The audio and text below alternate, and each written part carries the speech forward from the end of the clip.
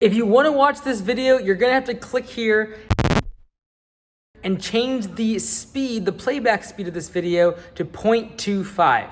Growing up, my dad was a minister, and we never really had a whole lot of money. We actually moved 25 times before I moved out of the house at age 18. Now, my parents had never gone to college, and most of my grandparents never gone to college, and we literally knew what it was like to be financially free. And so my brother and I, we saw our way out of the middle class, out of poverty really, was to get education and go to college. So I actually started college at the age of just 13 years old. And the emergency college, my family couldn't afford it. I actually started on my brother at the age of 11. I still remember the very first million customer we got. And to this day, I got someone here, we actually still have this customer. We started million for $25, and now it's $45, but again, that was 15 years ago. Now at the age of 13, I had every intention of becoming a surgeon and a doctor. And that's why I figured I should start college so young. Because every day I wanted to go to residency and having to go through all this education, I might as well start earlier. I've been in school for a very long time. But for 4 years, I graduated with my undergraduate degree, I pre-med, getting ready for medical school. It was at this time that I actually went to Africa for 6 weeks, and when I come to medical mission, I went to Nairobi, just outside Nairobi, town Bari, to go meet several orphanages, as well as medical clinics, and learned so much. I was able to do surgeries and birthing and trauma, and just a ton of really cool medical stuff I would never be able to do really in the United States. When I got back from Nairobi, I started to shadow several physicians and who specialized academics. That was really interesting. You don't have to watch surgeries online and read physical physiology, but that was my life. And so it was really cool to see all this action. However, I realized I wasn't able to pay for insurance, bureaucracy, and most importantly, do the same 2 or 3 or 4 procedures over and over and over again. And I didn't want to do that for the rest of my career. It was at this time that I decided I would take a long because I started at 11 and really get big. That's how I started. That's how long. Around the exact same time I decided I would start making videos on YouTube and make a podcast. It's also the same time when I started my MBA or my evening MBA at Western Washington University. I would twice a week, like 4 hours of lecture from 6 p.m. to 10 p.m. and a couple hours after of homework and working on projects for 5 years. Now, I really enjoyed my MBA and learned quite a bit, but there were several things that were really not great about my business education. First and foremost, I was trying to climb the corporate ladder for become a manager of a Fortune 500 company, and like 95% of what I was learning was really geared towards that type of student. I was a small business owner. I really need to learn how to balance a $10 billion budget or figure out how to manage 1,000 people. I need to learn how to hire my first employee and figure out what profit and loss they was, balance sheet, statement of cash flows, and some basic accounting and marketing. So I grew my small business to the time because I was a volunteer. The children of the MBA I had to do it on their time from 6 p.m. to 10 p.m. Well, as a small business owner, I have to get invoicing, scheduling, and billing. I was trying to run a small business. I would really split my attention between every single month and losing my business for 4 hours straight and get a long day. That's a classic grass all over me because I'm trying to work on to grow my small business. Then now that I'm going to university for my master's in business administration was the fact that it cost like $20,000 a year tuition, in-state tuition with a graduate level program, and cost a lot of money. I was spending $20,000 investing in my small business. I probably got a lot more return. And considering that I should business school because you are a small business owner or entrepreneur. And this leads me to my first reason that I was so thrilled with my MBA. And the fact my instructors had no small business experience. They were academics, they were regurgitating information on whiteboard, they were regurgitating on them, they were regurgitating information from their professor. There's academics, no real application, entrepreneur ledgers that they started. And that's why as of today, I am now launching MBA number 4, entrepreneurs.com. This is where I'm going to share all the information I learned in my business education. I'm going to use the same textbooks, all the same articles and things I learned from, and take that as a digest and break it into bite-sized pieces, make lectures, make sure it's long, 10, 15, 20 long. But these are the concepts that in my MBA actually apply to small business and entrepreneurship. Now, some people want to do online courses for scam. I truly believe education is going to change the future. See, in the past, the instructor was always just assuming we're citing their whales and we're going to take that to students. I truly believe because of the internet and because of democratization of information, we're going to see that one person teaching 30, 40 people in a classroom is now going to educate myself and have real world application and real world experience for teach tens of thousands of students around the world. And in much economic fashion because we all need educational umbrella, university and accredited program for some government agency. MBA entrepreneurs.com is the encapsulation of everything that I learned in my business education for 2 years wrapped up into a curriculum that you can use and make your own speed when you want to around the clock. You want to knock out on today's great. You want to knock out over the course of months, fantastic. It's my MBA built for people that are trying to climb the ladder, massive Fortune 500 companies. It's for small business. I break down the balance sheet, profit and loss, and all these parts of building a small business in bite-sized, simple manner for small business owner. And it's way more affordable than trying to get actual MBA. We're small business information is relevant to you. I go after take a real world application that I build real business, whether it's a gym, writing books, podcasts, media, or really just launching applications that are $20 million that real world trade that lets you Stanford or Harvard. You're not even actually have real world applications to the discipline you're trying to learn. Things I talk about MBA entrepreneur.com is not theory. It's not academic knowledge. It's taking this principle business and applying them to what you need to know and what I've actually gone through. The goal of this course is that you want to become a attorney or your maker. You have the knowledge to be able to make decisions. And MBA, a master's in business administration, is very general kind of business education. It's not super specific. It's all the different disciplines. With 3,000 videos to walk the boardroom. You got an MBA example